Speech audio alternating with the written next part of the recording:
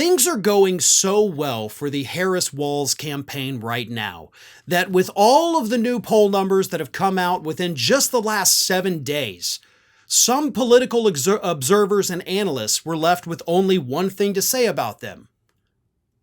Wow. And no, I'm not exaggerating there. The Independent's White House correspondent Andrew Feinberg replied to the recent polls simply by saying, wow. George Conway, we all know George Conway, said, "Is this bad for convicted felon Donald Trump? Because it kind of seems bad." So what is in these new polls that is so shocking to people who follow politics for a living, report on politics for a living? What is so detrimental to Donald Trump in all these new polls?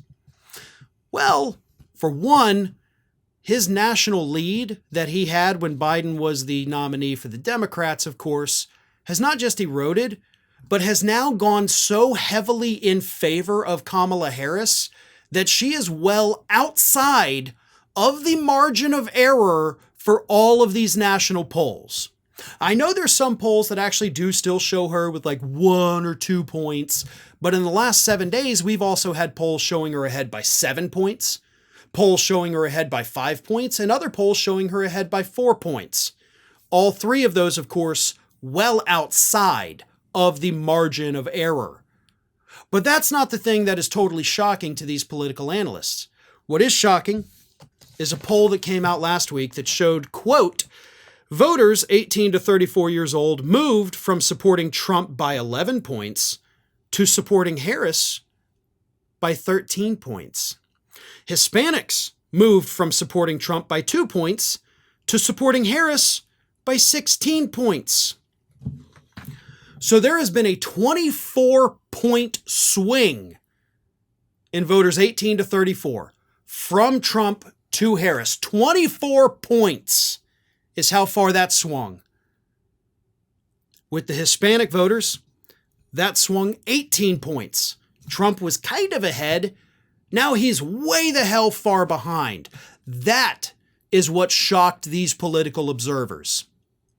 And in case you weren't paying attention to every single new poll that came out last week, I unfortunately did, or fortunately, however you want to look at it, because there's no bad news. Democratic enthusiasm has now reached the same level that it was in the year 2008. And we all remember how that election ended, right? That was Barack Obama's obviously first election, historic moment, and Democratic enthusiasm was through the roof back then. And we didn't know if we'd ever get back to that point. Well, according to the polls, we did. And at the same time as Democratic enthusiasm is off the charts, Republican enthusiasm continues to fall. Okay, not just stay the same, but get lower. Republicans are now less likely to be enthusiastic about this year. And the less enthusiastic a group of voters is, I don't need to tell you this, but I will, the less likely they are to show up and actually vote. Oh, and for the record, if you think that's all the good news, oh no, there is more, folks. North Carolina has moved from leans Republican to being a toss-up. I think I've spoken about this a few times in the past, so let me just rehash it in case anybody, missed any of those prior segments. Harris only has to win a handful of these swing states where she is currently ahead of Donald Trump. And that includes, by the way, North Carolina, where she is in fact ahead, according to most of the polls. But if she pulls in North Carolina, Wisconsin, Pennsylvania, Michigan, done.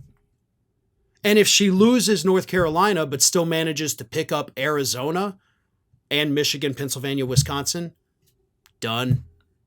Or switch out Arizona for Georgia, done. She has multiple paths to victory, and Donald Trump is running out of options. All of this polling data is great. If we can keep this pace, November is going to be one hell of a month. Hi, everyone. This here is little Athena. And Athena would like to know why you haven't subscribed to Fair and Balanced yet. So please, don't let Athena down. Subscribe today.